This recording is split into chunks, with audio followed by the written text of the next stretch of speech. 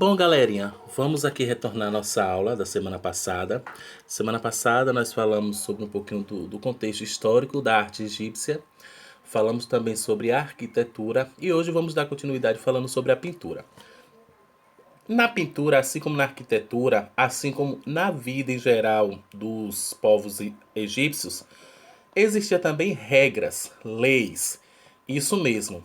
Se existe lei, a lei é para ser cumprida. E lá eles cumpriam também na questão da pintura, assim como nas questões das outras manifestações artísticas também egípcia.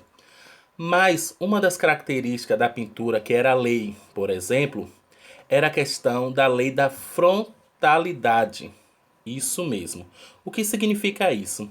Significa que era uma lei que determinava que as pessoas poderiam desenhavam de qual forma o tronco da pessoa tinha que ser representado sempre de frente.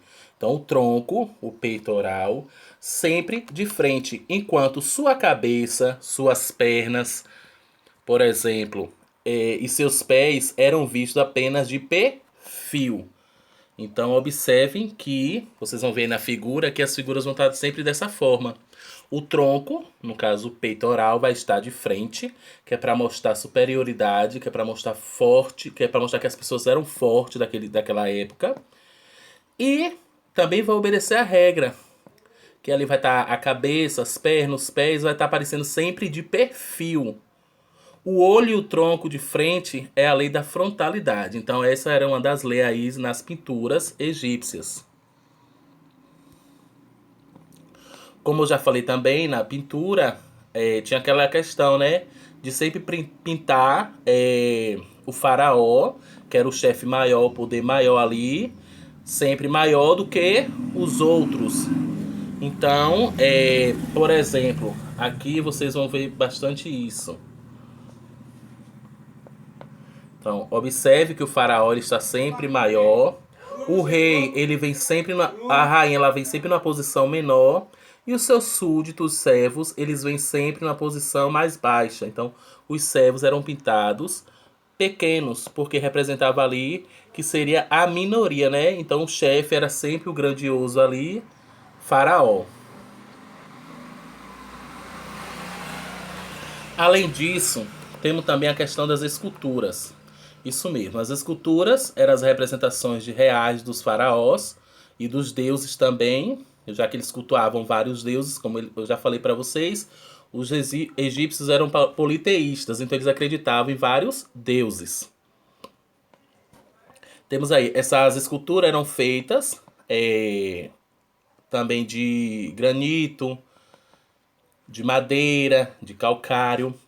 Observe que nessas esculturas não existe muito a questão do movimento. Observe que geralmente é só uma perna afastada da outra que vai dar essa impressão de movimento, mas não tem aquela questão de profundidade de movimento dentro dessas estátuas, dentro dessas esculturas.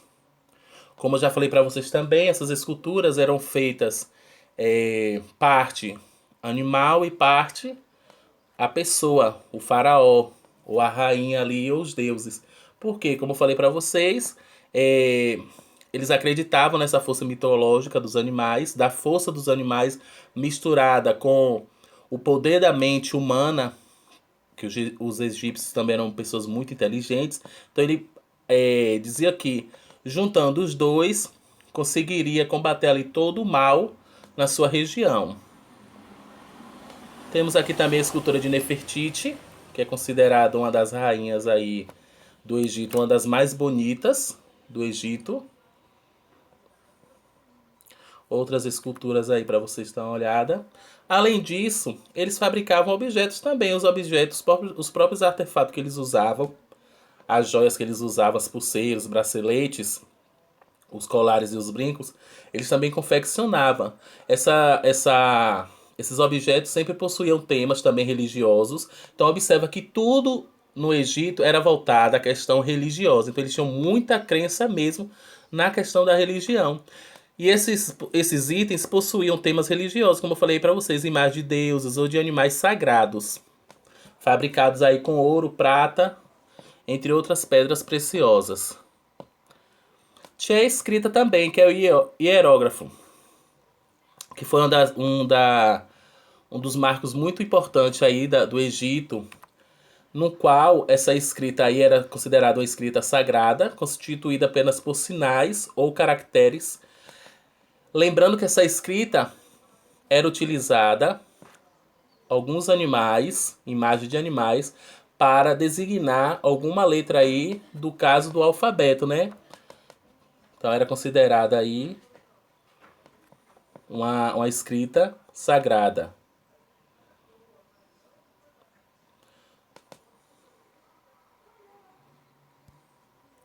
Além disso também, os egípcios eles gostavam de jogos de tabuleiros.